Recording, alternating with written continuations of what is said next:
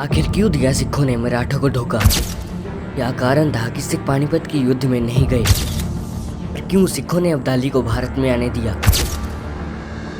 तो वाहिगुरु जी का खालसा वाहिगुरु जी की फतेह। आप सभी लोगों का स्वागत है हमारे चैनल पंजाब टॉक्स पर। तो अभी ज्यादा समय वेस्ट ना करते हुए शुरू करते हैं आज की वीडियो को। तो सिखों और मराठों का इतिहास भारत के लिए बहुत मायने रखता है। अगर इनमें से एक भी ना होता तो आज भारत का इतिहास कुछ और ही होता। पर अब यहीं पर कई सवाल आते हैं कि सिख मराठों का साथ देने के लिए पानीपत के युद्ध में क्यों नहीं गए, और ना ही पानीपत मूवी में इसके बारे में कुछ बताया गया। तो ये बात शुरू होती है सन 1758 से, जब अहमद शाह अब्दाली ने इंडिया पर हमला कर दिया था। तब सिख मराठा और मुगल बादशाह अदीना बेग ने इकट्ठे होकर एक आर्मी बनाकर अब्दाली का सामना किया और अब्दाली को इतने बुरे तरीके से हराया कि वो वापस भागने पर मजबूर हो गए। यहाँ तक सिखों और मराठों के रिलेशन बहुत अच्छे थे, पर अब मराठों ने कुछ ऐसा कर दिया था जो उनकी हार का कारण बना।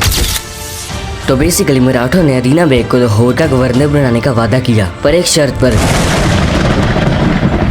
तो क्या थी वो शर्त? तो इस शर्त में मराठों ने अदीना बेग से 75 लाख रुपए की डिमांड की, तो उसने आसानी से दे भी दिए। इसके बाद उसको लाहौर का गवर्नर बना दिया जाता है, और यहाँ पर मराठों ने सिखों को जैसे इग्नोर ही कर दिया था। इससे सिख काफी नाराज थे और यहीं से सिखों और मराठों में दरार पड़नी शुरू हो गई। अदीना बेग मराठों का साथ पाकर अपने आप को भगवान ही समझने लग गया था। गवर्नर बनने के बाद अदीना बेग अपनी फौज बढ़ाने लगा, जिसको वो सिखों के खिलाफ यूज करने वाला था। अदीना बेग ये सोच रहा था कि सिख हमारे सामने है ही कौन, हमारे सामने क्या औकात है सिखों की, मेरे पास मराठों की ताकत है, मैं चाहूँ तो सिखों को 1 मिनट में मसल दूंगा। पर वो भूल गया था कि सिख है कौन। इन सब के बाद अदीना बेग पंजाब के जंगल कटवाने लगा। उसने पूरे देश से अलग अलग स्थानों से बहुत से लकड़ी काटने वाले बुलाए। वो जंगल इसलिए काट रहा था क्योंकि उस समय सिखों को कोई ठिकाना नहीं था, सिख जंगलों में ही रहते थे। जिसके बाद जब सिखों को अदीना बेग की इस चाल के बारे में पता चला, तब सिखों ने सबसे पहले इसकी मदद करने वाले जिंदयाले के रंधावे को सौदा लाया, मतलब उसको मार दिया। इसको मारने के बाद सिखों का अगला निशाना अदीना बेग था, पर इससे पहले सिख कुछ करते अदीना बेग अपनी बीमारी के कारण ही मारा गया। इसकी मौत के बाद पंजाब में सिर्फ सिखों का ही राज था। पर कुछ समय बाद ही 1759 में अब्दाली ने दोबारा से इंडिया पर हमला कर दिया। तब मराठों के राजा ने सिखों से मदद मांगी। तब सिखों ने सभी पुरानी बातें भुलाकर मराठों का ही साथ दिया और एक बार फिर से अब्दाली को भागने पर मजबूर कर दिया। पर कहते हैं ना, लातों के भूत कभी बातों से नहीं मानते। मतलब कुछ समय के बाद अब्दाली ने फिर से इंडिया पर हमला कर दिया। इस हमले के बारे में पता चलते ही सिखों ने मराठों को अलर्ट किया और उनसे एकजुट होकर लड़ने के लिए बोला। पर मराठों ने यहाँ पर साफ लड़ने से इनकार कर दिया और उल्टा मराठों का राजा मराठों को लेकर पंजाब से भाग गया। मराठों की तरफ से ये धोखा पाकर अब सिखों का मराठों पर गुस्सा और बढ़ गया था। इन सब के बाद सिखों ने अब्दाली का डटकर मुकाबला किया। दोनों ही सेनाओं को काफी नुकसान हुआ और अफगानी फौज का जनरल जहान खान भी इंजर्ड हो गया था। सिख मराठों के धोखा देने के कारण पहले से ही गुस्से में थे और तब अब्दाली ने यहाँ पर एक चाल खेली। उसे पता था कि सिखों से अब लड़ना नहीं जा सकता। उसे भी सिखों की बहादुरी के बारे में पता चल गया था। इस सब के बाद अब्दाली ने सिखों के साथ एक एग्रीमेंट किया, जिसमें उसने कहा कि अगर सिखों से इंडिया में जाने देंगे तो वो सिखों को 30,000 रुपए देगा।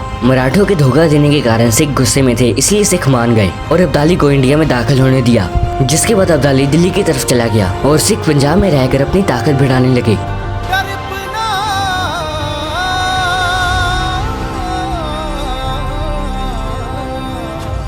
इस सब के बाद अब्दाली और मराठे पानीपत की धरती पर आमने सामने खड़े थे, जिसके बाद एक काफी खतरनाक युद्ध हुआ।